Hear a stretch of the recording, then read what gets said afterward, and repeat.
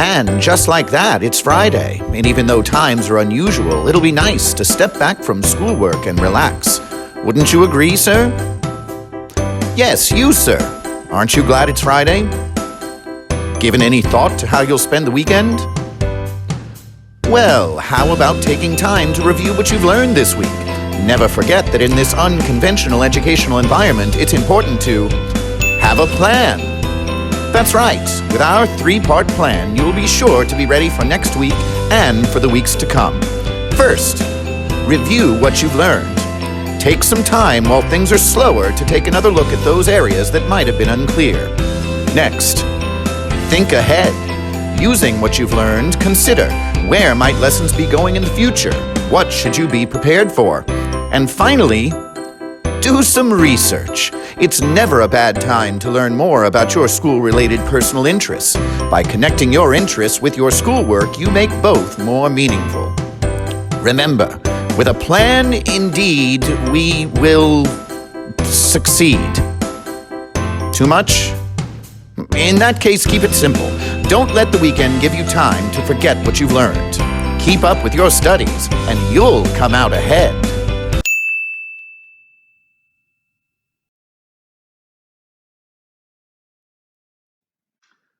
All right, gentlemen, good morning, afternoon, whatever it is, happy Friday. As I said, I hope that you take the time to relax during the weekend, but that you also think about keeping up a good pace. In that spirit, I'd like to spend today reviewing a little bit of what we talked about yesterday. So I got some emails throughout the day from some students who were a little confused on this topic. So I want to slow down and go over one before we get to the new stuff, which is actually pretty simple. So this is actually example number 4 in your notes from yesterday. I just want to check to make sure I have that right real quick. That is correct. Example number 4.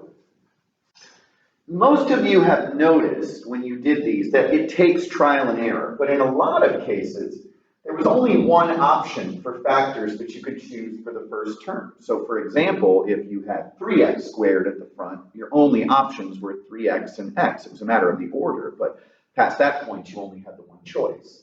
So what do we do when we have options in both places? The simplest answer for now is trial and error.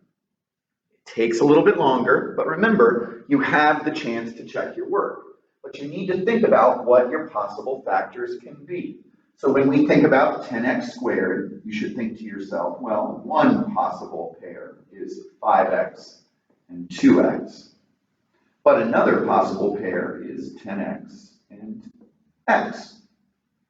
Over here, it seems like we only have one choice, but this negative sign actually really complicates things just a little bit. So here we have negative 3y and y, but we also have 3y and negative y. So the short version is we're just going to try combinations of these things, paying attention to our signs until we find the combination that's correct. So I'm going to grab my eraser real quick. And we'll look, this is also in your notes, at what those 4 combinations can be. So we might have a pair where we just go with our first choices. These 2 still multiply to 10x squared. These 2 still multiply to negative 3y squared. And then you just kind of check what you got. So this gives us 10x squared minus 3xy plus 10xy, so that leaves us with plus 7xy minus 3y squared. Obviously, this combination did not work. So if we keep working our way through by mixing up our possible factors, eventually we're going to get to the place we want to get. And I'm just show you which one of those it is. 2x minus 3y times 5x plus y. And if we take a look, we still check to make sure that our first term is created correctly. We still see that our third term is still created correctly. 10x squared in the front, negative 3y squared in the back, but now we've got negative 15 in the inner part, positive 2 in the outer part, and when we combine those two, that does in fact give us what we need. So, trial and error. It does take a little bit of work, but all in all, it's not that complicated. Very briefly, I want to show you the last part of section 7.3, what we call perfect square trinomials. You may have been wondering what was going on over here all this time.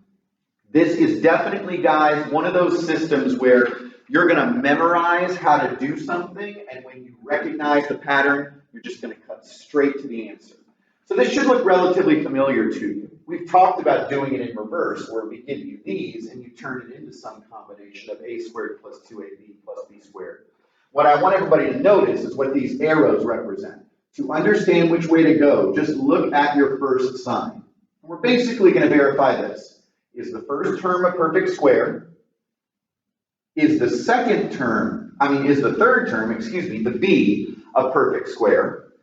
And is the one in the middle some combination of 2 times a times b? Simplest way would be to show you an example. This is the first example from your notes, by the way. We're going to take a look at examples 1 and 4 from this set. That's 8 and 11 from your actual notes. Perfect square? Yes. Perfect square? Yes. Is what's in the middle 2 times a times b? Well, that's 2 times 6, which is 12 times x, which is 12x. Yes. Pay attention to this first sign.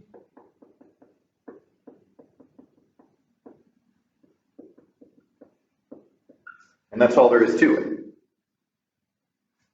This is really fairly simple all in all, once you learn to recognize the pattern. The last example in your notes reminds us that it is important to look for common factors before we try to recognize this pattern.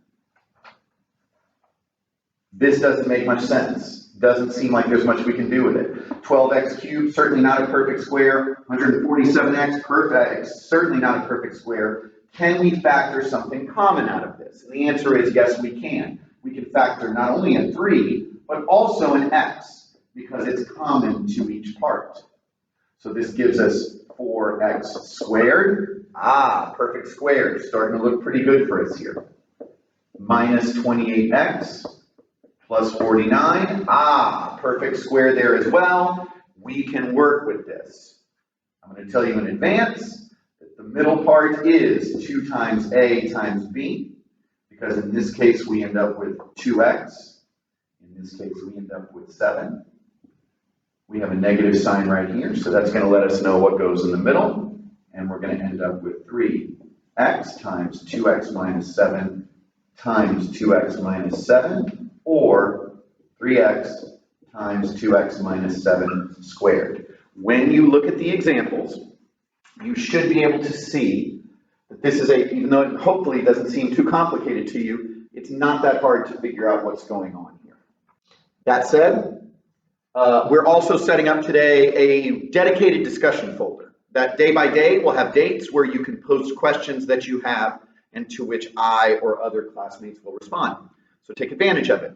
Once again, my math lab homework over the weekend, and then based on what I see, potentially your first quiz on Tuesday.